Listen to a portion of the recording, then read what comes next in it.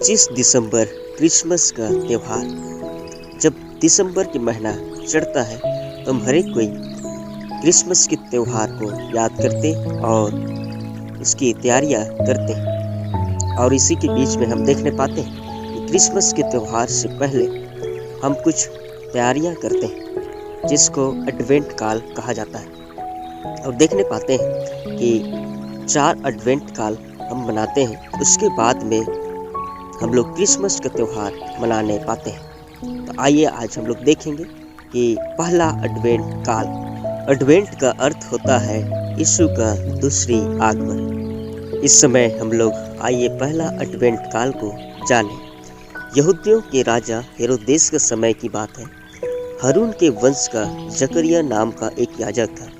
वह अबिय्याह के दल में मंदिर में याजक का काम करता था। उसकी पत्नी का नाम एलिशिबा था। वे दोनों परमेश्वर के भय रखने वाले थे, पर उनकी कोई संतान न थी क्योंकि एलिशिबा बांझ थी।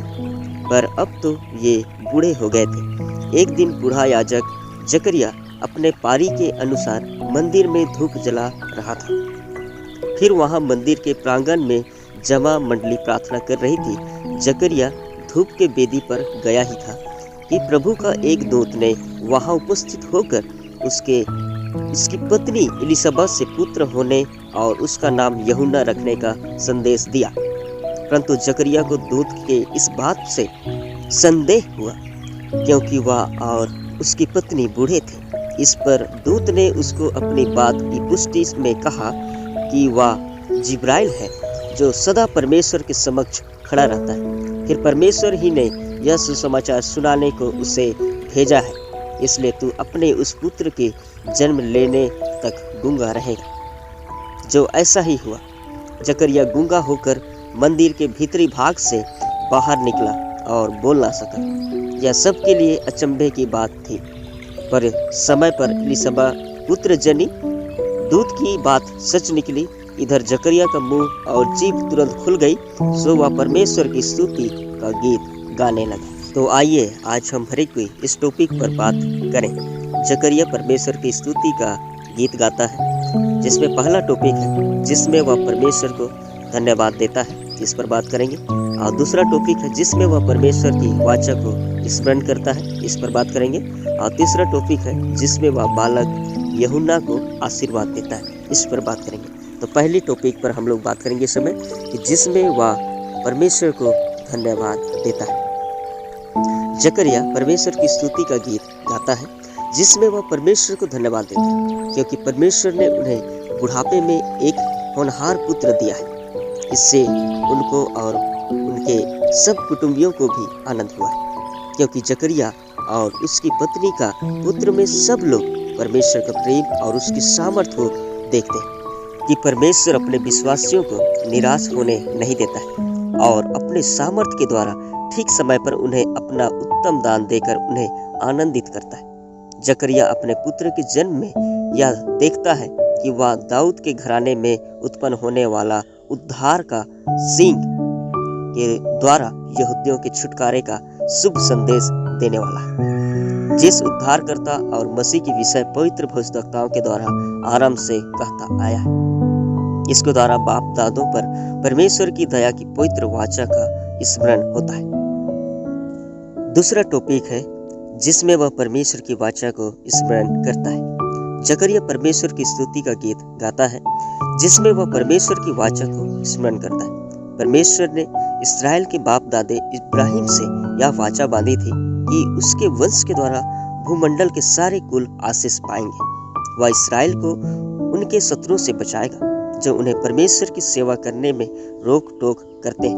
वह उन्हें पाप क्षमा देकर शुद्ध करेगा ताकि वे पवित्रता और धार्मिकता के साथ परमेश्वर की सेवा कर सकेंगे। जकरिया को अपने पुत्र यूहन्ना में यह बात पूरी होते दिखाई देती है।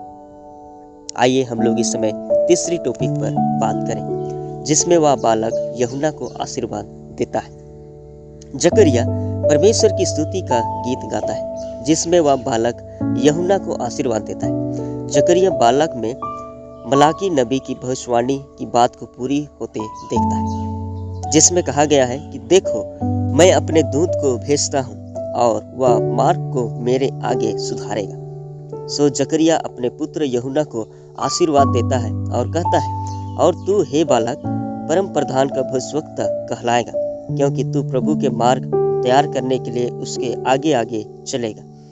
आगे चलकर यूहन्ना ने इस बात की पुष्टि की जब उसने यरदन के आसपास के सारे देश में जाकर पापों की क्षमा के लिए मन फिराव के बपतिस्मा का प्रचार किया। इसमें उसने यशायाह भविष्यवक्ता के कहे हुए वचनों को भी पूरा किया। यूहन्ना ने अपने पिता जकरिया के आशीर्वाद से यीशु को प्रचार किया कि वह ज्योति है और सारे जगत का उद्धार करता है। वही भोर का तारा है, वही सच्ची जीवन ज्योति है जो अंधकार और मृत्यु की छाया में बैठने वालों को ज्योति देती है और पाँवों को कुशल के मार्ग पर सीधे चलाती है। जकरिया परमेश्वर की स्तुति का गीत गाया है। उसमें वह परमेश्वर के अद्भुत कामों को देखकर उसका धन्यवाद करता है। उसमें वह परमेश्वर की वाचा को पूरा होते देखता और उस वाचा को अपने गीत में स्मरण करता है। इस गीत में विशेष रीति से वे अपने पुत्र को परमेश्वर का विशेष दूत होकर परमेश्वर के उद्धार का संदेश वाहक देखता है और उसको आशीर्वाद देता है। परमेश्वर का काम आज भी अद्भुत रीति से हर एक के जीवन में प्रकट होता है। मसीह विश्वासी जो इस समय समस्त संसार में विभिन्न क्षेत्रों में, आकाश में, जल में, कल में, पृथ्वी में, अंदर में, खदानों में, कारखानों में, खेतों में और अंतरिक्ष में जवाबदेही